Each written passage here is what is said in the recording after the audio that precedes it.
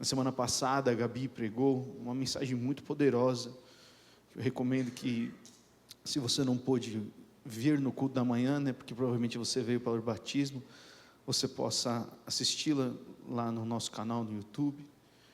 E ela falou muito sobre pureza, os puros de coração, né? Se você foi na célula essa semana, você sabe o que foi falado. E um dos textos que ela citou foi o texto de Mateus 5. O texto de Mateus 5 fala sobre isso. Bem-aventurados os puros de coração, pois eles verão a Deus. E é tão importante isso, e desde que ela usou esse texto, eu falei, Senhor, que coisa é ser uma pessoa bem-aventurado, não é verdade? Sabe o que significa ser bem-aventurado? É ser abençoado. Você pode repetir comigo, abençoado? Abençoado.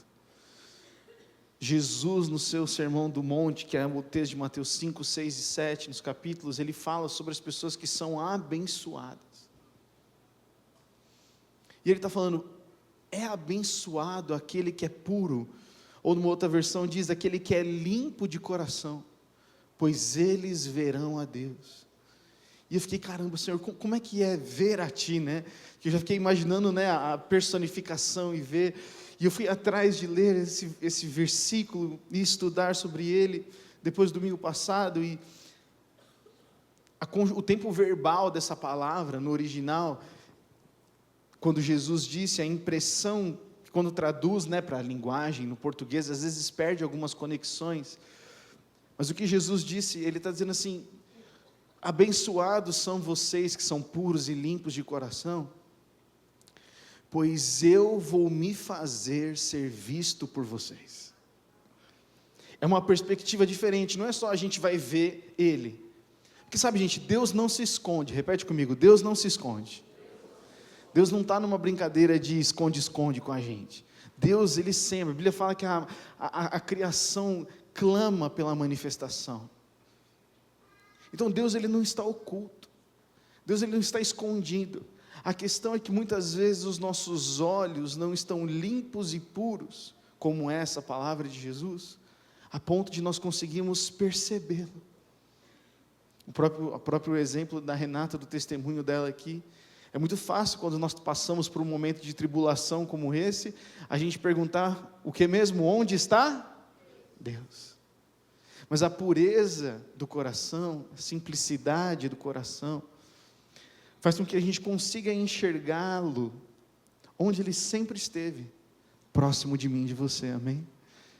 Agora, enquanto eu, com esse texto no meu coração e refletindo sobre isso, eu falei, Pai, como que nós podemos ser esses puros de coração? E existe um chamado de Deus, meus irmãos e irmãs, para a nossa comunidade nesses últimos tempos, e essa sim é uma direção profética, a qual Deus tem nos dado há um tempo, nós temos visto ela se cumprir aos poucos, de que o Senhor quer derramar um grande batismo de amor sobre a nossa comunidade.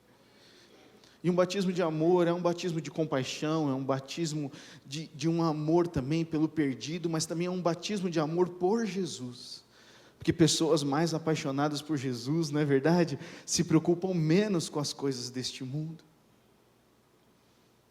E dentro disso, falou, Senhor, como nós podemos chegar nisso?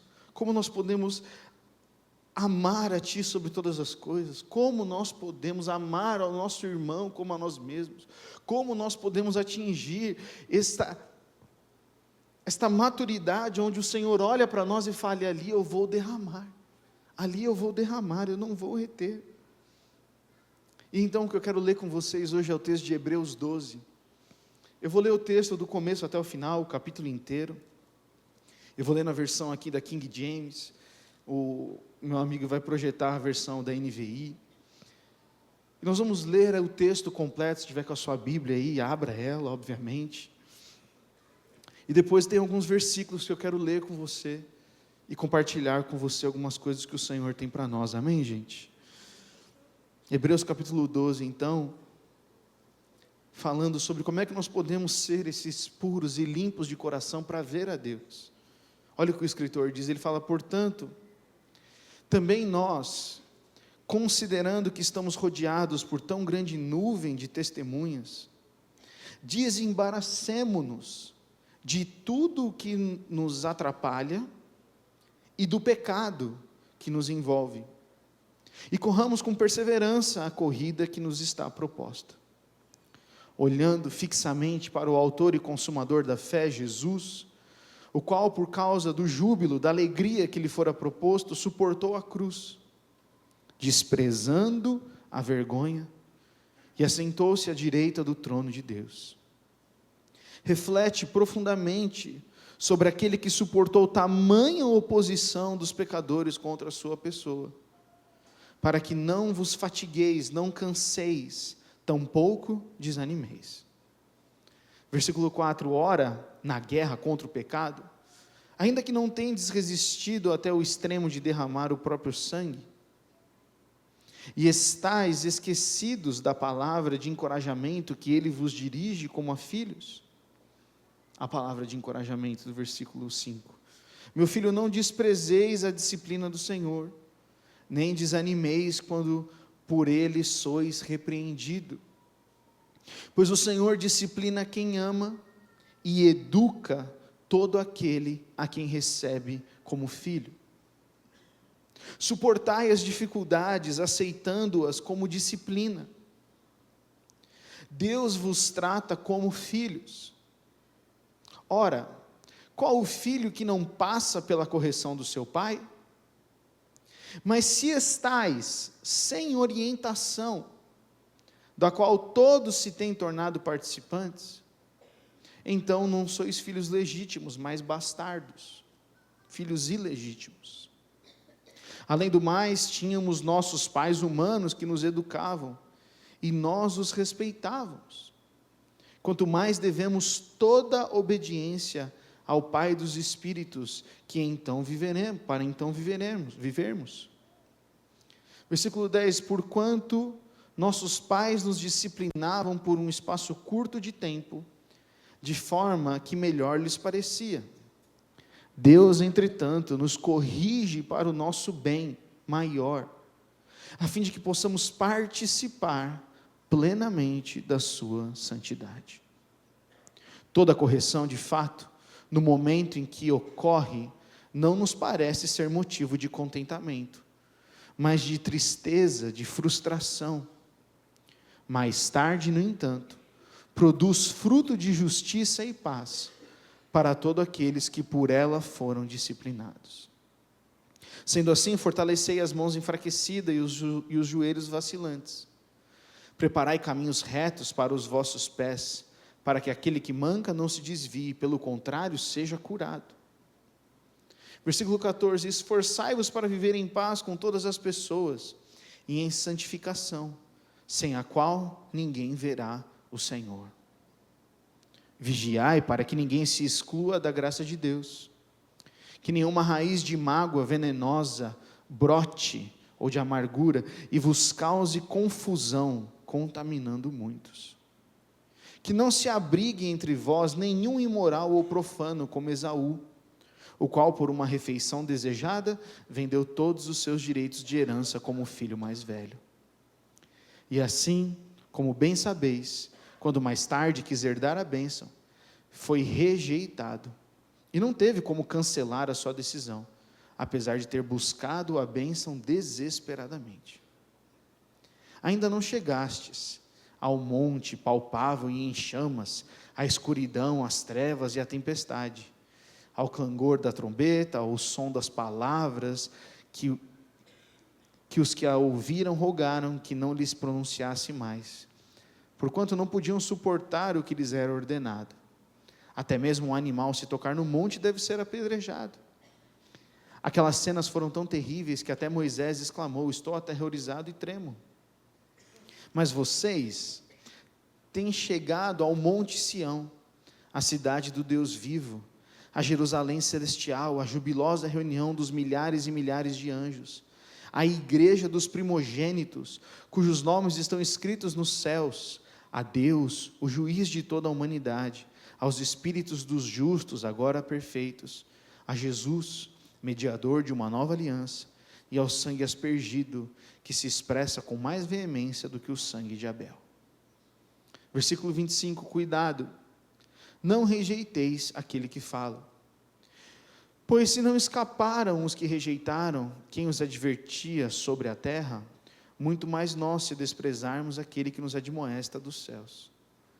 Aquele cuja voz outrora abalou a terra, agora promete: ainda uma vez abalarei não somente a terra, mas de igual modo a todo o céu.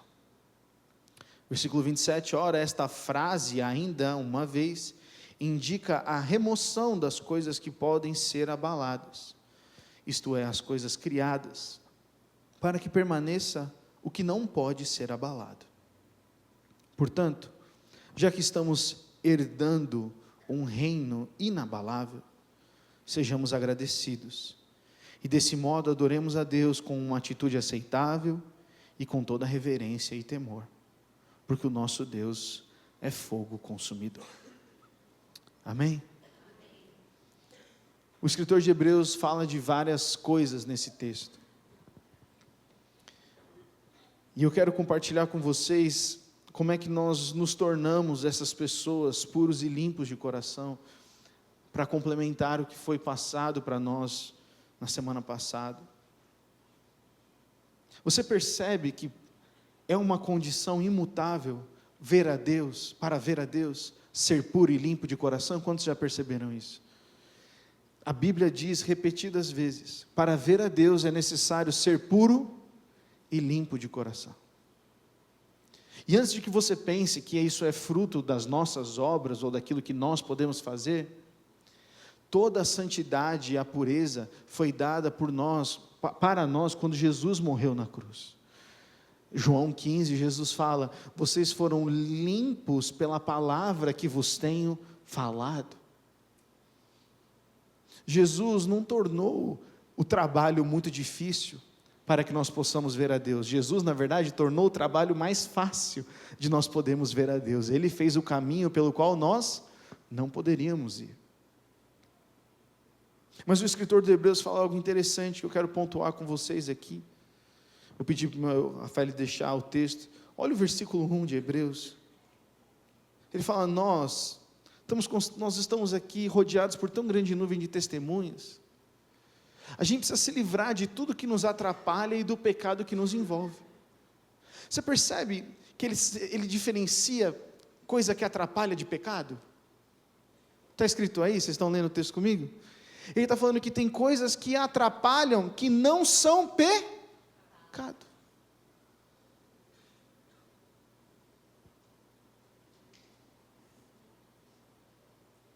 Está escrito isso, meus irmãos e irmãs? Ele está falando, a gente precisa se livrar do pecado que nos envolve, que está ao nosso derredor, porque nós vivemos num mundo pecaminoso. Mas ele fala, ao mesmo tempo, nós também precisamos nos livrar daquilo que nos atrapalha. O que nos atrapalha, meu irmão, minha irmã? Para cada um de nós vai ser uma medida diferente, mas o que normalmente nos atrapalha é aquilo que nós estamos pensando, que estamos fazendo de uma maneira boa, de uma maneira que glorifica a Deus, mas está nos roubando de amar a Deus, está nos roubando de amar a Jesus, está nos roubando de obedecer a sua palavra. Mas são coisas boas, mas se atrapalha o propósito pelo qual nós somos criados, que é amar a Deus sobre todas as coisas. Nós precisamos, segundo o conselho da palavra de Deus, nós precisamos nos desembaraçar, a gente precisa se livrar. Se livre do que te atrapalha de amar a Deus e do pecado. O pecado Jesus Cristo venceu na cruz, amém? Romanos diz isso. Nós podemos ser pressionados pelo pecado, mas nós temos a escolha de não pecar. Agora, tem muitos de nós que estamos atrapalhados com coisas que nem é o diabo que está fazendo. É a cobiça do nosso coração. É o desejo desenfreado. O diabo fala assim, esse aí, ele cobiça tantas coisas do mundo que eu não preciso nem encostar. Tem tanto tanto amor pelas coisas deste mundo, que eu não preciso me levantar. Por quê? Porque ele já está perdido. A cobiça é o pecado da falta. Eu sempre olho para o que eu não tenho. Não foi assim que o Satanás fez com Eva? Quantas árvores tinha lá, gente, no jardim? Pouco ou muita? Muita, né? O que o diabo falou? Olha para a única que você não pode. Mas ela tinha todo o resto que podia. Tem coisa que está atrapalhando a sua e a minha vida, meus irmãos e irmãs? O mandamento da palavra do Senhor é: livre-se. Se desenrole, se desembarace. Porque você tem uma corrida para correr. Porque eu e você temos uma corrida a correr. Se alguém não tem um alvo ou uma meta de ver a Deus, como é o texto que nós lemos de Mateus 5, se a gente não tem essa meta de ver a Deus, a gente se desembaraça? Sim ou não? Não, gente, se a gente não tem meta, a gente não se prepara. Se nós temos um alvo, nós não nos preparamos. E muitas vezes os nossos alvos estão tão voltados para as coisas deste mundo, que nós não entendemos o valor de ser puro e limpo de coração. Por que ser puro e limpo? Por que ser uma pessoa gentil de coração? Por que não levantar falso testemunho? Por que não falar palavrão? Por que não enganar as pessoas? É uma prática comum e no final eu vou ser salvo. Não é sobre isso. É sobre ver a Deus. Você já sentiu em algum momento da sua caminhada que você precisava de mais perseverança? Alguém já sentiu isso? Na sua caminhada cristã, de fé, não estou falando do trabalho. Quantos já sentiram isso? Levanta sua mão aí. Mas perseverança. O que é perseverança, gente? Perseverança que quer dizer que você está numa caminhada, você está abaixo. Aconteceu situações, aconteceu N coisas que fez com que a sua fé fosse abalada. E aí tem uma hora que você precisa perseverar. Como é que a gente persevera? Só persevera quem tem um alvo. Olha o versículo 2. Olhando fixamente para Jesus. Tendo os olhos fitos em Jesus, o autor e consumador da nossa fé. A gente só consegue correr a corrida que está proposta para a gente, se a gente se desembaraça das coisas que nos atrapalham e colocamos os nossos olhos fixos em Jesus. Faz sentido isso, gente? Precisa ter os olhos fixos em Jesus. A pureza, a perseverança, ser limpo de coração, precisa ter os olhos fixos em Jesus. Se nós queremos ver a Deus, nós precisamos ter os olhos fixos em Jesus. Se nós queremos ver a presença de Deus manifesta em nosso meio, nós precisamos ter os olhos fixos em Jesus. Você lembra de Pedro? Quando Jesus fala para ele: vem Pedro, caminha sobre as águas. Quantos lembram desse texto? O que Pedro faz? Bota o pé no mar e começa a caminhar. E a Bíblia fala que ele olha para o quê, gente? Ele olha para Jesus, ele está caminhando, mas quando ele olha para outro lado, o que ele faz? Começa a afundar. A Bíblia está cercada de histórias que dizem: olhe para Jesus e persevere. Mas no momento que tiramos os olhos, a gente se enrola com coisa que nos atrapalha. Não vou nem falar de pecado. Coisas que nos atrapalham. Coisas que muitas vezes são desejos do nosso coração, que não deveriam estar no nosso coração, porque nós não purificamos e guardamos o nosso coração. Deixamos a cobiça, o egoísmo e outras coisas rolarem solto.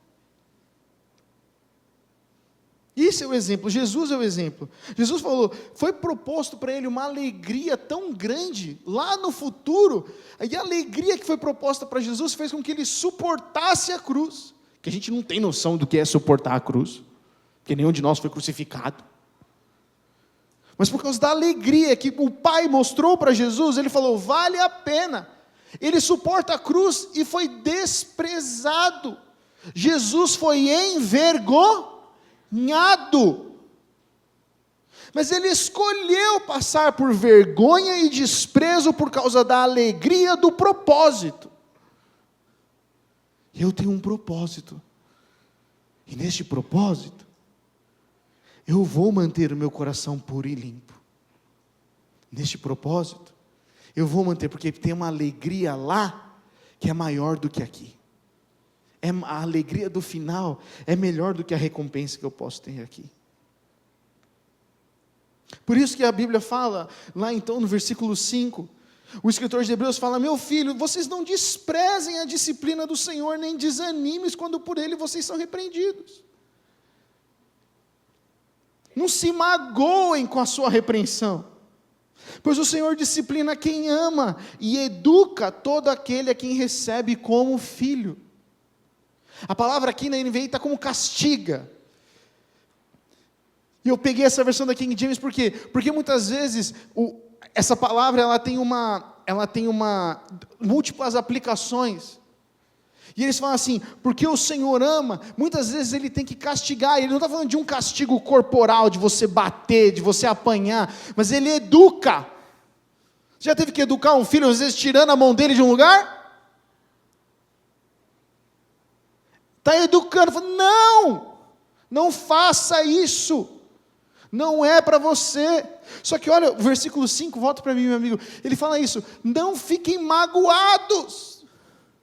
Meus irmãos, tem gente que está magoada com a disciplina de Deus. O problema da mágoa é que ele vira amargura, e a amargura contamina outras pessoas, e aí quando nós percebemos isso, nós estamos isolados, bravos com Deus, bravos com as pessoas. Por quê? Porque no nosso coração nós só vemos mágoa. Mágoa, mágoa, mágoa. Um coração magoado pode ser puro e limpo? O que vocês acham? Não pode. Um coração magoado não pode. Olha o versículo 7. Suportem as dificuldades, aceitando elas como disciplina. Isso é difícil, hein, gente? É ou não é?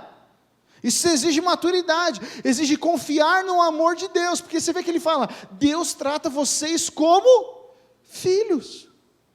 A disciplina é pelo amor, as dificuldades são permitidas pelo amor. Quando que nós vamos entender isso e crescer numa maturidade? Porque a dificuldade é para nos aproximar daquele que nos livra de toda dificuldade. Acho que ninguém entendeu o que eu disse. Quando que nós vamos aceitar que uma dificuldade é para nos levar até Deus, que é aquele que nos livra de toda dificuldade?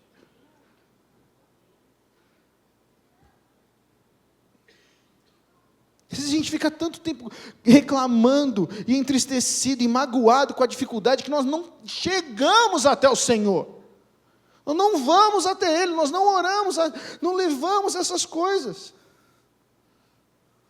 Olha o versículo 8.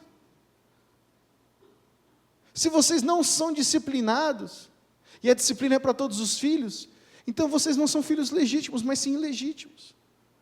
Na King James ele fala assim, se vocês estão sem orientação, eu achei essa versão incrível, e fala, todo mundo tem a orientação de Deus, peça sabedoria, Ele dá, a palavra está aberta a todos podem ter orientação, mas se você está sem orientação, é porque você não está aceitando a disciplina. Não, acho que não, porque eu não estou... E aí, gente, qual que é o problema de a gente não aceitar a disciplina de Deus? É porque aí a gente escolhe algo que é mais fácil, que concorda mais com a gente, e aí a gente vira idólatra.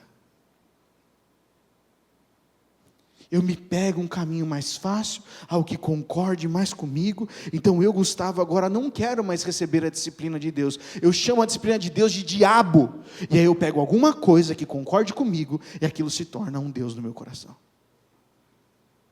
Há uma maturidade para nós como igreja entender o que é disciplina de Deus.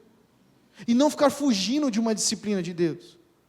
Porque nós estamos nessa cultura do Deus bondoso, e essa cultura fake do Deus bondoso, é que Ele também não é justo, é que Ele também não quer o melhor. Presta atenção, o compromisso de Deus é com o plano dEle. O compromisso de Deus não é com o nosso bem-estar.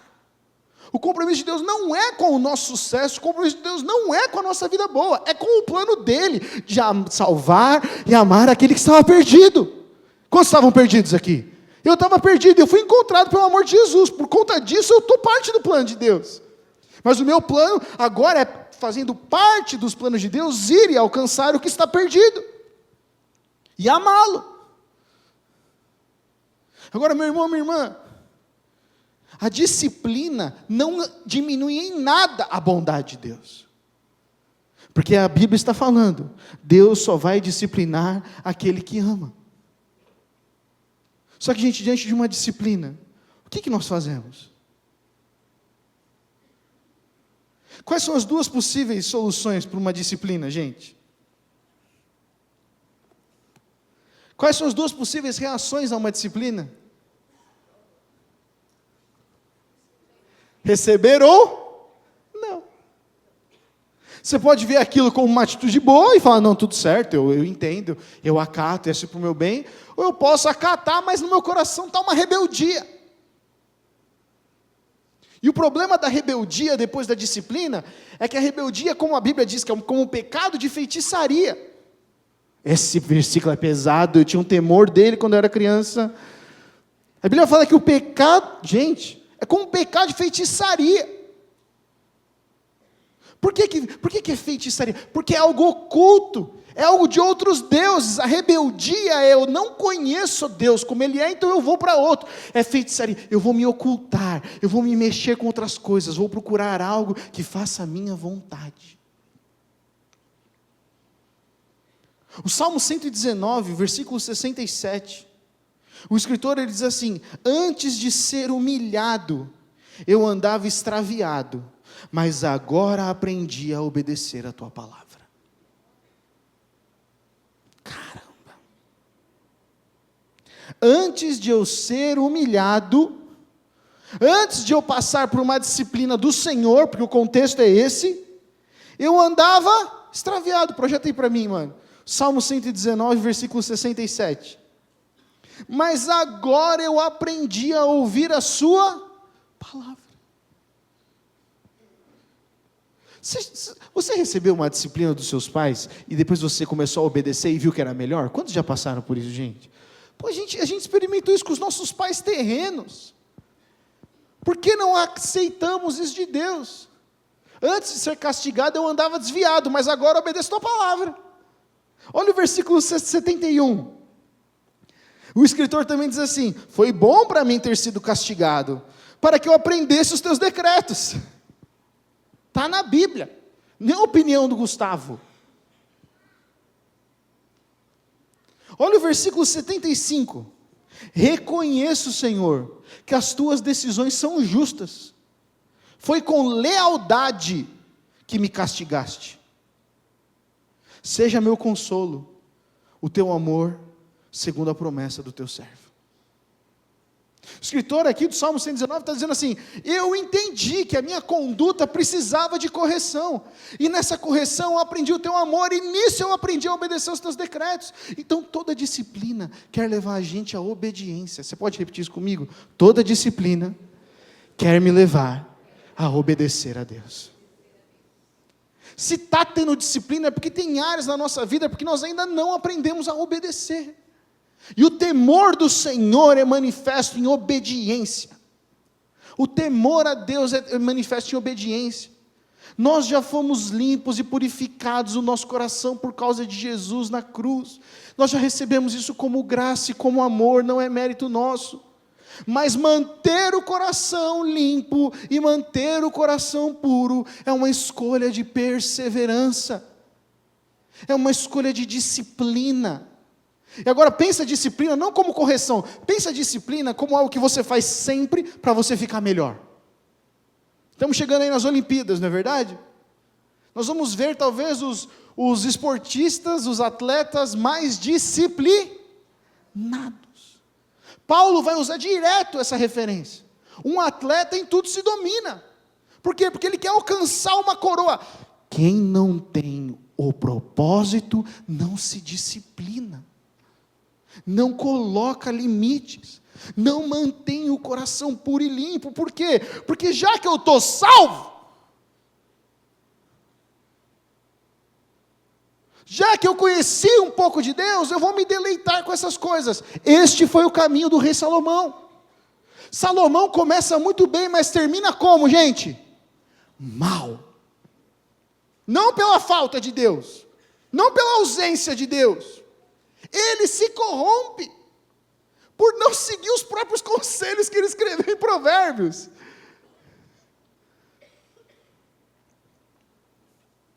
Não é falta de conhecimento que nos falta, é falta de prática. E eu falo isso para mim, meus irmãos. O conhecimento, ele não vai nos levar a uma prática de santidade. O que nos leva a uma prática de santidade é obedecer a palavra de Deus e obedecer aquilo que nós já sabemos. Por isso que o escritor de Hebreus, ele fala isso com tanta clareza. Ele fala aí no versículo 9, ele fala, quando nós tínhamos os nossos pais, eles nos educavam, a gente respeitava. Quanto mais nós devemos toda a obediência ao Pai dos Espíritos. Pai dos Espíritos aqui, é que ele é pai do espírito do homem e do espírito que é santo, do espírito regenerado. Não é pai de todos os espíritos. É do espírito do homem, porque ele nos criou, e do Espírito Santo. É uma expressão que ele está usando aqui. Pai dos espíritos, ou seja, ele conhece o que é ser homem, ele conhece o que é passar pelo espírito humano, ele conhece o que é passar pelas tentações dessa vida carnal, que foi o que Jesus fez. Como nós não devemos obedecer, volta ali para o texto de Hebreus 12, 9, quanto mais devemos toda obediência a este Pai, para então vivermos. Gente, o temor a Deus requer obediência da minha e da sua parte, e obediência requer perseverança. Por isso que o versículo 10 diz, Deus nos corrige para o nosso bem, a fim de que possamos participar plenamente da sua santidade. Bote algo na sua cabeça, meu irmão, minha irmã. Deus não se relaciona com algo que é impuro e não é santo. Isso é muito importante. Ai, vem como estás que Deus te aceita. Ele te aceita e te transforma, colocando você na cruz e te dando um novo espírito. Não é venha como está, fique como está, aguarde morrer como está. Venha como está, encontre Jesus, receba um novo coração, capaz de obedecer, diz a palavra. E veja então a Deus. Deus não é esta igreja. Deus não é este louvor. Deus é uma pessoa e Ele quer ser conhecido e amado por você e por mim, meu irmão, minha irmã. Ele é pessoal, Ele é Pai de todos, Ele é íntimo. Mas quem não tem esse alvo de conhecê-lo, não passa pelo processo de purificar, de santificar. Meu irmão, minha irmã, dentro disso, enquanto eu lia, essa manhã eu falei, Senhor, pode me disciplinar, Senhor. Por quê? Porque eu vou ver a Ti. Vale a pena, meu irmão, minha irmã. Vale a pena a gente olhar para o final da nossa vida e falar, vale a pena eu ser disciplinado e passar por aflições aqui, porque no final estarei com Deus. Só, mas Deus não se manifesta aqui? Lógico que se manifesta. Ele traz provisão. Nenhum momento fala que isso é só no final. Fala que Ele está conosco. Só que meu irmão, minha irmã, o versículo 11 diz isso. Essa é a parte humana. Toda correção, nenhuma disciplina parece ser motivo de alegria no momento, mas sim de tristeza. E aqui na minha versão diz tristeza e frustração. Você já ficou estacionado numa frustração? Quantos já ficaram estacionados numa frustração? E aí você falou assim: Deus, por que o Senhor está permitindo isso? Já fez essa oração? Deus, se o Senhor fosse realmente bom, o Senhor podia resolver isso assim, porque o Senhor é todo poderoso. Não está me vendo, ó Deus. Tudo bem, meu irmão, minha irmã. Essa oração Davi também fez. Mas ao término dessa oração ele falava: alma, te coloque em ordem. Alma, coloca em ordem, porque você conhece o teu Deus. Emoções, entrem em ordem. Chora, sofre, passe o luto, passe a frustração, mas passe. Volta em ordem, porque você conhece o teu Deus. A gente muitas vezes está estacionando a frustração. Deus vai e disciplina a gente, corrige a gente, dá errado uma coisa, nossos planos são frustrados, e aí a gente fica na frustração, estaciona na frustração. Ai, não deu certo aquilo, não deu certo esse ministério, não deu certo esse filho, não deu certo esse emprego, ai, não deu certo isso, ai, acho que eu vou estacionar aqui a vida.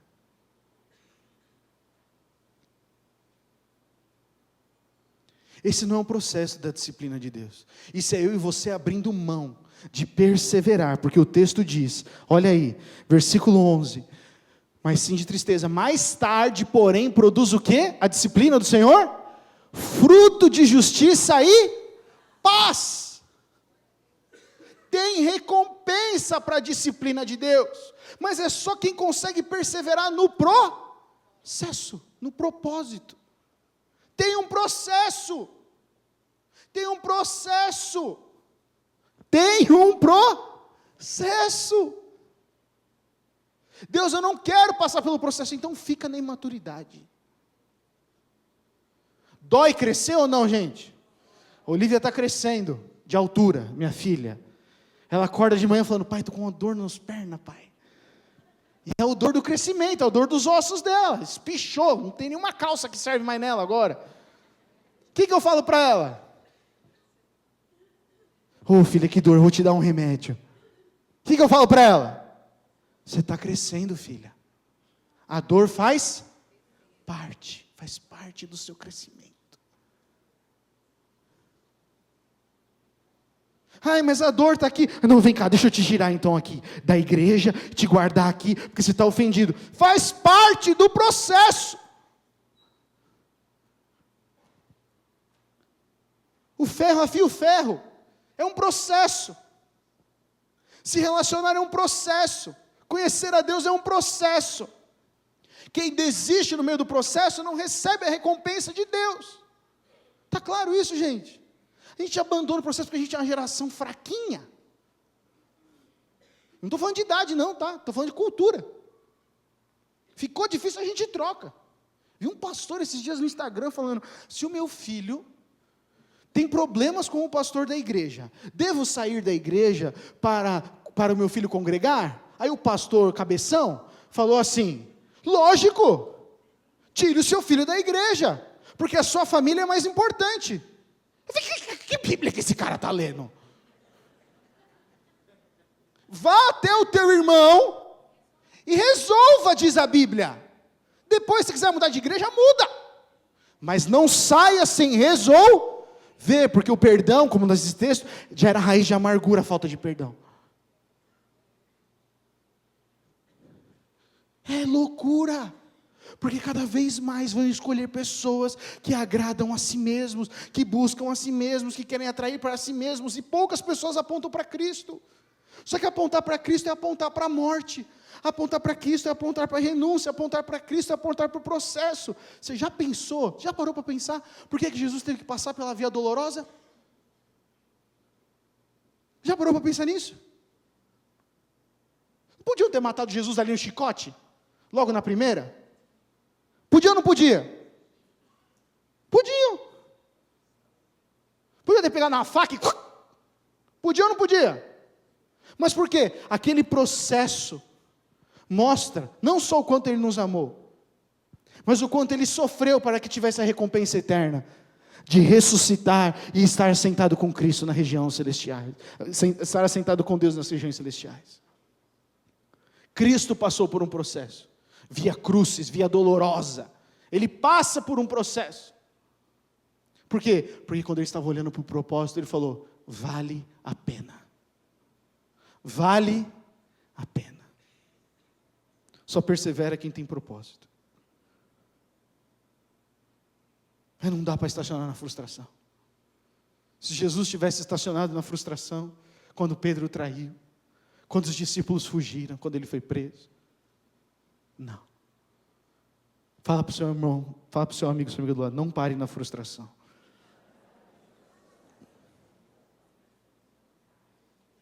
Não pare na frustração.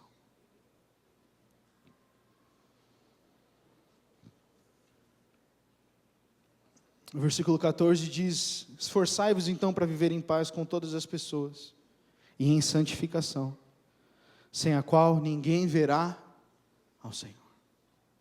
Novamente, Ele está falando que santidade faz com que a gente possa ver ao Senhor. Ele está falando de processo.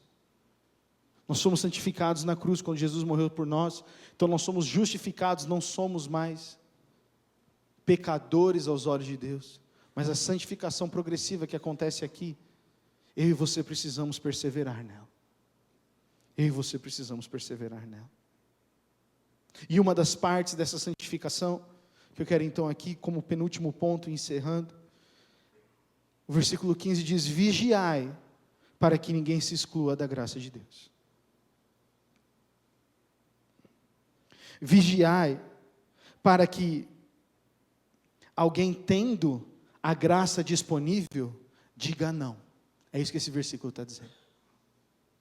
Está falando, nós irmãos temos que vigiar, porque a graça de Deus lá está disponível, só que tem alguns que vão dizer não. Tem alguns que vão dizer, não, deixa que eu faço da minha força. Meus irmãos, quantas histórias existem na Bíblia, de homens e mulheres que foram dados a eles a oportunidade de se arrepender, e eles escolheram não se arrepender. Tanto no Antigo quanto no Novo. Pessoa que fala que no Antigo Testamento não tem graça, não leu a Bíblia. Deus está lá, manifestando graça, fazendo com que as pessoas se arrependam. Só que a dureza do coração faz com que então venha o juízo. O que leva ao juízo de Deus, meu irmão, minha irmã? A dureza do coração. Que Deus é um Deus gracioso por essência, Ele é amor, Ele não pode tirar essa parte dEle. E Ele fala, que nenhuma raiz de mágoa venenosa brote e vos cause confusão, contaminando a muitos. E aí, enquanto li esse texto, o Senhor falou, Gustavo, filho, quantos não estão me vendo porque guardam coisas no seu coração? Isso me trouxe muito temor. Porque eu já ouvi de muitos que aconselho e tudo, que falam, não, mas não perdoar faz parte, isso eu tenho vários. Se tornou, não sei porquê, uma coisa normal não perdoar. Quantos concordam com isso? Você conhece alguém que não perdoou e fala assim, mas está tudo bem, não perdoei, mas está tudo bem. Perdoar é um mandamento de Jesus. Perdoa quem teme a Deus. Olha o versículo de Deuteronômio, põe aí para mim, Rafa. Olha o versículo de Deuteronômio 29. O escritor de Hebreus está fazendo referência a isso aqui. Ele fala no versículo 18, Deuteronômio 29, 18. Cuidem para que não haja entre vocês nenhum homem ou mulher, clã ou tribo, cujo coração se afaste do Senhor, o nosso Deus, para adorar os deuses daquelas nações, e para que não haja no meio de vocês nenhuma raiz que produza esse veneno amargo. Aqui, o escritor de Deuteronômio, aqui, que é dado a Moisés, ele fala assim, vocês tomem cuidado, porque a idolatria vai gerar amargura, e a amargura vai gerar idolatria. O perdão não tratado gera ídolo. O perdão não tratado afasta a gente do temor de Deus. O perdão não tratado faz com que o ídolo do nosso coração seja a nossa própria justiça. E nós não queremos estar, nós não queremos tratar. Só que isso, gente, nos afasta de Deus. É um veneno que vai contaminando. Como nós podemos adorar a um Deus perdoador se nós não perdoamos? Como nós podemos adorar a um Deus que a sua essência é perdoar, quando Ele diz o quê? Quando eu estou dizendo o quê? Eu não vou perdoar aquela pessoa. Não, está tudo certo, mas perdão, ela não merece. Isso é anticristão. Isso impede o fluir de Deus. Jesus vai dizer isso lá em Mateus: perdoai os vossos ofensores. Na oração do Pai Nosso, de Mateus 6, ele diz: perdoe os nossos ofensores, assim como nós perdoamos. E no final daquele texto ele vai falar assim: mas aquele que não perdoar o seu irmão, não receberá o perdão de Deus. Cara, isso é muito preocupante.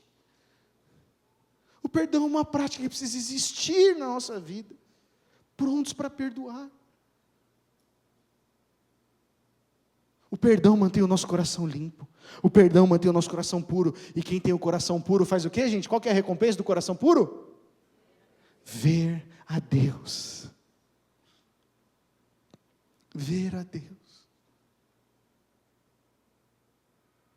Olha o versículo 19 do texto de Deuteronômio. Ele fala: portanto, se alguma pessoa cujo coração se afastou do Senhor para seguir ou cultuar outros deuses, e ouvir as palavras desse juramento, dessa aliança, e ela então invocar uma bênção sobre si mesmo, e pensar, estaria em segurança. Muito embora eu persista em seguir o meu próprio caminho, trará desgraça, tanto a terra irrigada, quanto a terra seca. Não adianta eu seguir o caminho do meu coração e invocar bênção sobre mim. Porque não é sobre as bênçãos. Deus não é só um Deus de bênçãos. A maior bênção que eu e você podemos ter é a presença dEle, é ver a Ele, é ver a Deus, é ver a Jesus. Não adianta. O único caminho é ver ao Senhor. O único caminho é nós buscarmos uma vida de pureza e santidade. E ele vai comparar com Esaú aqui. Eu já me alonguei no meu tempo, eu não vou fazer todo o texto como eu tinha planejado. A banda pode subir aqui, mas eu queria ler um último texto lá de Hebreus 12 ainda. Sabe, meu irmão, minha irmã, nós precisamos, fazendo uma recapitulação aqui, se desembaraçar daquilo que nos atrapalha e do pecado. Porque essas duas coisas estão roubando a perseverança da gente. Estão roubando a perseverança da gente manter os olhos fixos em Jesus. Talvez você precise se arrepender de um pecado. Você tem graça, o Senhor te ama. Ele não fica considerando os seus pecados, mas Ele precisa de arrependimento. Talvez você precise se desvincular de coisas que te atrapalham. Você vai precisar tomar uma atitude de prioridade e mudar. Ah, mas é difícil mudar? É. Mas a disciplina consegue fazer, a disciplina consegue enxergar o propósito. Isso estimula a disciplina. Estimula para que a gente fique. E a gente não desista. Segunda coisa, não despreze a disciplina do Senhor. Não se frustre com as dificuldades e desista. Não desista diante das dificuldades. As dificuldades que Deus permite na minha e na sua vida não são para a nossa destruição. Amém? Não são para a nossa destruição. São para que a gente se aproxime dEle.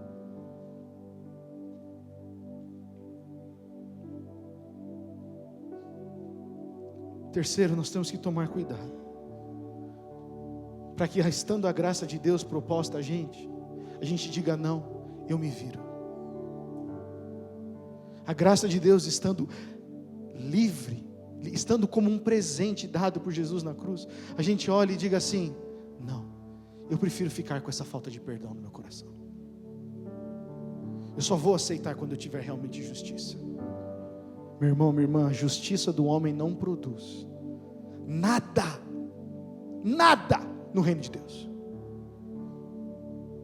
A justiça dos homens é nada. A justiça de Deus é maior e é melhor. É ela que restaura e cumpre o nosso propósito. E o último ponto é o versículo 26, que o escritor diz assim: aquele cuja voz outrora abalou a terra, agora promete: ainda uma vez abalarei não somente a terra, mas de igual modo todo o céu. Ora, esta frase ainda uma vez, indica a remoção de coisas que podem ser abaladas. Isto é, as coisas criadas, para que permaneça o que não pode ser abalado.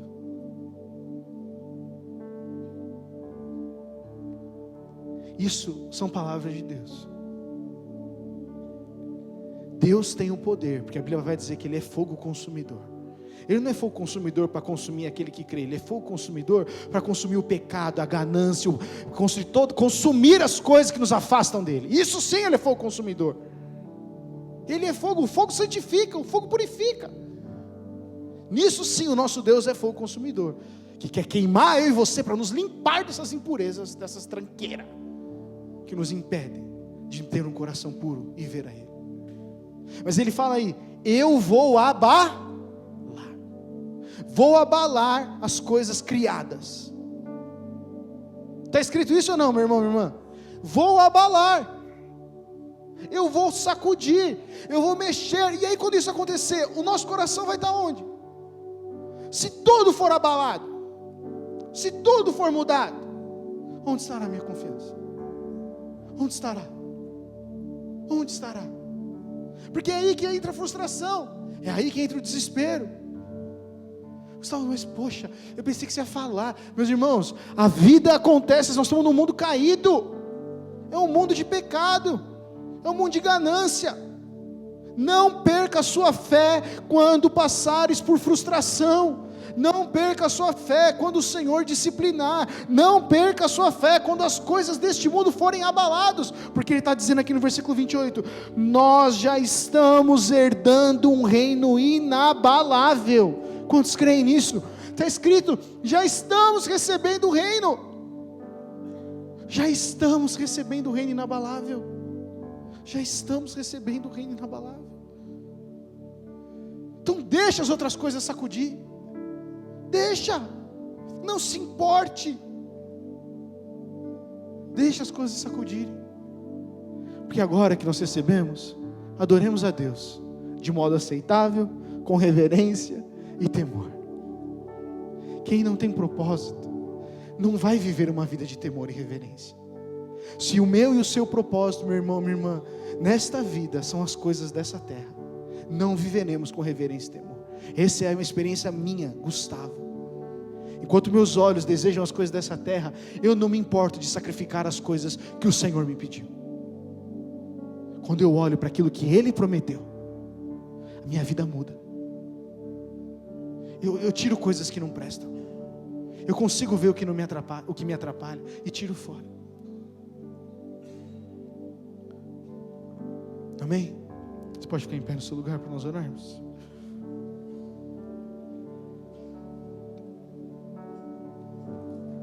Eu gosto de lembrar, meu irmão, minha irmã, pregar nunca é sobre nós, é sobre a palavra de Deus. Não estou irritado, não estou embravecido, tá? É só minha maneira de se expressar. Mas diante disso, exige uma resposta, você entende? Diante disso, diante da palavra, exige uma resposta. Vão se livrar do que te atrapalha ou não? E a imagem que eu tive, põe aquela imagem para mim, Rafa, eu tive essa imagem no meu coração, quando eu preparava essa mensagem. Jesus lá em Mateus 7, versículo 17, 18, 19, ele fala, andem pela porta estreita, entrem pela porta estreita, que é o caminho da vida, que é o caminho que leva à vida. Eu vou ler com vocês aqui, para não correr o risco de errar o versículo, que a gente fica empolgado aqui. Mateus 7. Entrai pela porta estreita, pois larga é a porta e amplo o caminho que leva à perdição, e muitos são os que entram por este caminho. Porque estreita é a porta e difícil o caminho que conduz à vida, apenas uns poucos encontram esse caminho. E muitas pessoas olham esse versículo para dizer, alguns só vão passar, é estreitinho, hein? Não é isso que Jesus está falando. Jesus está falando que só existe um caminho. Jesus está falando que só existe um caminho, e não dá para levar a vida deste mundo neste caminho. Não dá para levar todas as nossas experiências, ofensas, tristezas, minhas percepções para o caminho. O caminho é Jesus. É como se a gente passa por essa porta e Ele fala, agora eu vou te dar o que você realmente precisa para a jornada que eu tenho para você. Só que você precisa abandonar. Como é que passa uma mochila dessa pela porta? Não é que a porta só é estreita, é que a gente carrega muita coisa neste mundo. Muita falta de fé, muita falta de temor. E a gente fica tão amarrado às coisas deste mundo que a gente não consegue crer que do lado de lá da porta tem provisão, tem cura, tem alegria, o Senhor está lá. Então eu sempre tenho que ter um plano B. Minha mochilinha do plano B, a mochilinha das minhas ofensas, a mochilinha da minha tristeza, a mochilinha da minha experiência. Eu já sei o que eu vivi, eu já sei o que eu experimentei, eu já sei o que eu liderei, eu já sei o que... recebo o novo do Senhor. Mas esse novo vem por essa porta, por esse temor, por esse ter um propósito, por esse caminhar essa jornada, por esse texto de Hebreus 12. Ele está falando da salvação, sim. E ele está falando que esse caminho apertado não é porque Deus diminuiu a sua graça, é que ele diz que muitos vão perseverar neste caminho. A porta estreita é um caminho de perseverança, é um caminho que eu e você somos chamados a perseverar, mesmo quando ficar muito estreito, porque eu sei quem me chamou para este caminho. Por isso eu quero, meu irmão, minha irmã, pedir para você sondar o seu coração nessa manhã e falar, pai, essa minha mochila, o que eu estou carregando que me impede de perseverar e continuar contigo? O que está me impedindo, Deus?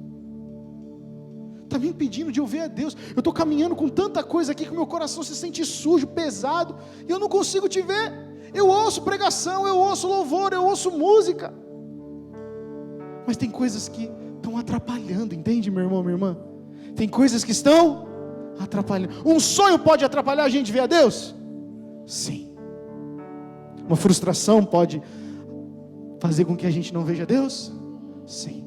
Então nos livremos. O convite é nessa manhã que nós nos livremos e abandonemos essas coisas. Feche seus olhos. Fale com o Senhor agora.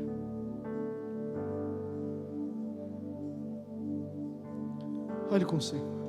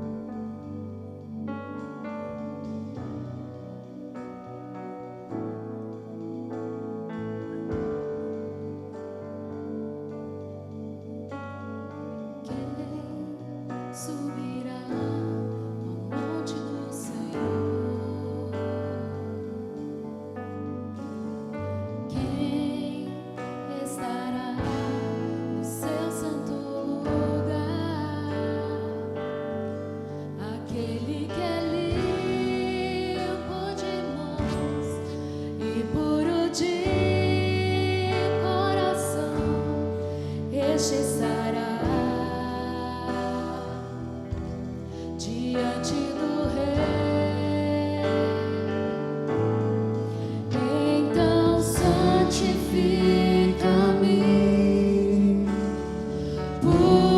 Purifica-me, eu quero estar junto a ti, quero habitar em tua presença, então santifica-me,